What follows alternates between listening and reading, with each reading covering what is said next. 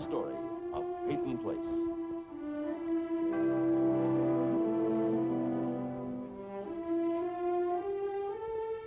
Starring Dorothy Malone as Constance Mackenzie, Ed Nelson as Michael Rossi, Ryan O'Neill as Rodney Harrington, Barbara Parkins as Betty Anderson, Tim O'Connor as Elliot Carson, Christopher Conley as Norman Harrington, Patricia Morrow as Rita Harrington.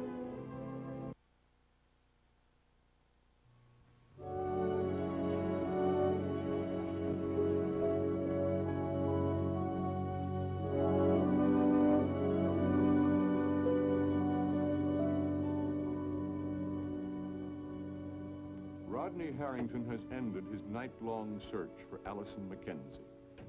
Like a man lost in the desert, he has wandered in every conceivable direction until he was unable to distinguish one place from another. And now he must return to the Peyton house, the house he can no longer call home, carrying with him the feeling that he has somehow caused Allison's flight. But there are others in this house who know the sting of guilt and failure. Grandfather?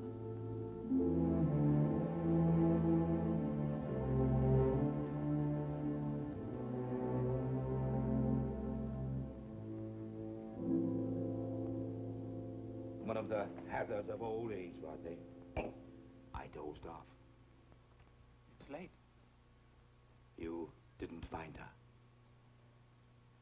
No, I didn't find her. Where did you look for her? Everywhere. And no one had ever seen the girl? Her name is Allison. Why did Allison do it? Run away? I don't know. But you blame yourself. Yes, I do, partially. You're thinking things might have been different if you'd married her. Well, I don't know if they'd been different or not, but at least I could have stayed close to her. I Watched her? protected her. Rodney, it's not your fault. Allison was too weak to survive. Survive? A word.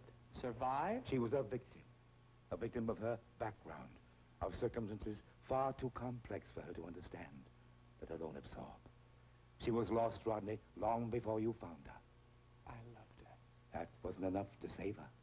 If I had loved her more, if I had tried harder. But that would only have hurt you more. The shock of her illegitimacy, of her father's imprisonment, brought her world down, pushed her to the edge, where nothing else was possible. Your father helped drive her there, letting Elliot Carson go to prison. To protect my mother. For a crime he still insists was committed by your mother. That's why I was against your relationship with Allison. We were too involved as a family, too responsible.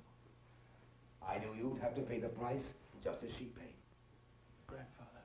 I tried to insulate you, to shield you from that day. But it's come. The transgressions of the parents shall be paid for by the children. It doesn't have to be that way. She's gone, Rodney.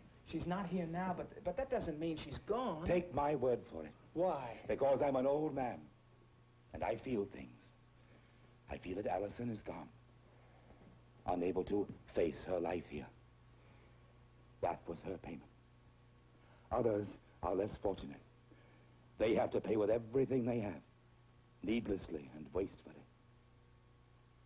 You're talking about Anne. You're talking about Stephen's sister. She was weak, too, like Allison. How could she avoid what happened to her? She couldn't. She was a victim, too. But whose?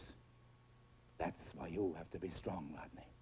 What does Anne have to do with Allison? Or me? Why do I have to be strong? Because this is only the first installment.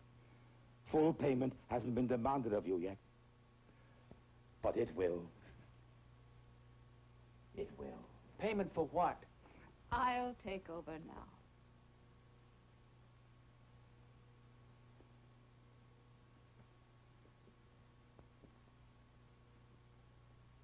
Grandfather.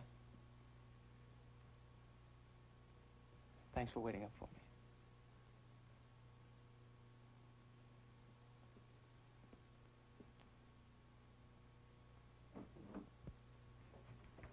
That was a touching little scene. Grandfather and grandson sharing secrets of the past like a picnic. Oh, go to bed. Not yet. Now we have something to discuss, Martin. Concerning the present. Not tonight. Yes, tonight. You've been avoiding the subject all day. Surely you have some perceptive comment, some devastating insight into why Stephen is defending Lee Weber? I've been waiting to hear yours. I'm sure you have a bagful. Well, he couldn't resist the challenge, that's all. Huh? He made his reputation defending Rodney. Now he sees a chance to further it by defending Lee Weber. Your stupidity increases with your fear, Mrs. Cord. Both have reached undreamed of heights. It's the truth. Of course it is, Hannah. All Stephen has to do is offer enough testimony to show that Lee Weber isn't guilty. But to do that, he'd have to prove a connection between Anne's visit to this house and her death. That's what he's threatened to do, Hannah. That's what he will do. But the first step on that rocky road of connection is your visit to the wharf the day Anne died. He'll find out, Hannah. And when he does, he'll want to know why. Hannah, it won't be that easy with him. You won't be able to run away from him. He'll want to know why, and you'll have to tell him. No. There are no more lies, Hannah. Stephen wants the truth, and he'll get it. Never. Rodney's strong enough to survive his muckraking. But I'm worried about you, Hannah. You're teetering on the edge. On the very edge.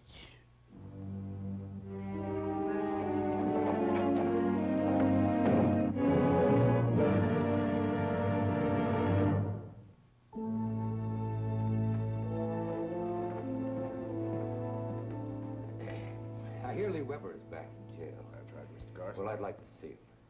Weber? That's right. You heard me. You know better than that, Mr. Carson. Well, let me rephrase the question.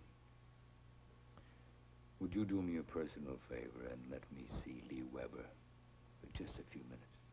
I can't do it, Mr. Carson. I wish I could, but nobody sees Weber without the DA's okay. Oh, come on. Nobody, Mr. Carson. All right. Fowler in his office. Yes, sir.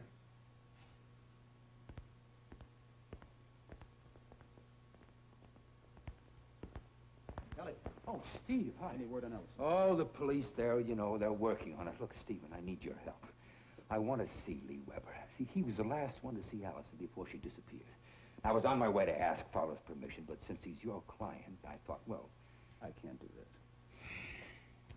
You can't or you won't. Look, Elliot, I know how you must feel, but you've got to try and understand. Lee Weber is sitting in a cell down the hall. His freedom has been taken away, but he still has some rights. I don't need any lecture from you or anyone else, Stephen, on the rights of prisoners. I know you don't. I just thought I'd point out that one of his rights is freedom from harassment. What are you trying to prove, Steve? Prove? Yeah, you must be trying to prove something to somebody. Else why would you take on the defense of Lee Weber? Somebody's got to defend him. Well, may I quote you on that, Mr. Cord? You do as you please. When he tormented your sister, he made threats against her, made her life unbearable. And when she was found dead at the bottom of that bluff, you went directly from your sister's funeral right into Lee Weber's cell. And you made that magnificently noble gesture. You agreed to defend your sister's murderer. Fine. You put it that way. But he still has a right. Stephen, I don't believe you care one bit about Weber's rights. And if you don't let me question Weber about Allison's disappearance, I'll never forgive you. Weber has convinced John Fowler that he had nothing to do with Allison's disappearance. Repeat, he convinced the DA. Then why did Fowler move to revoke Weber's bail? Why did Fowler have Weber thrown back into jail again after Allison disappeared? You always know all the answers. But what's the answer to that one?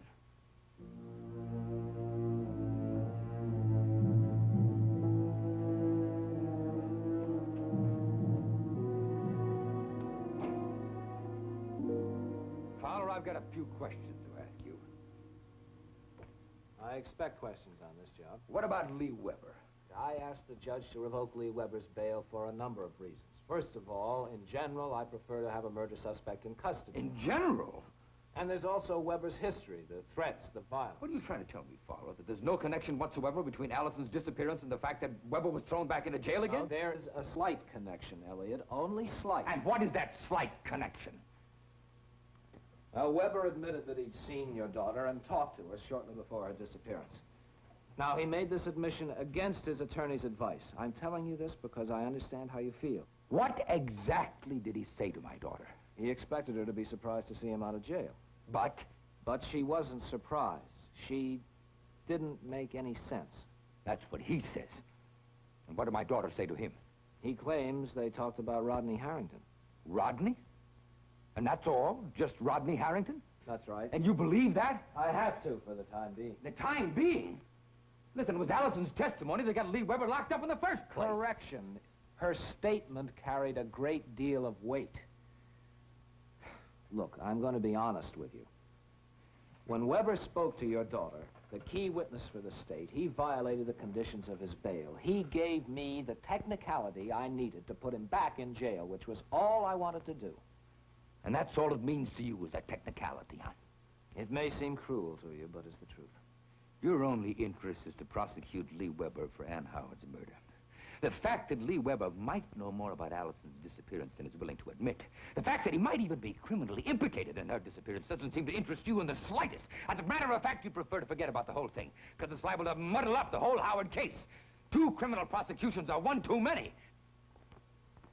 This is Weber's statement. He says your daughter acted as though she were high on something. She didn't make any sense, he says. He felt she was unbalanced. I'm not interested in his statement. I've got to face him, Fowler. Don't you understand that? I've got to face him. You can read his statement, Elliot, and that's all.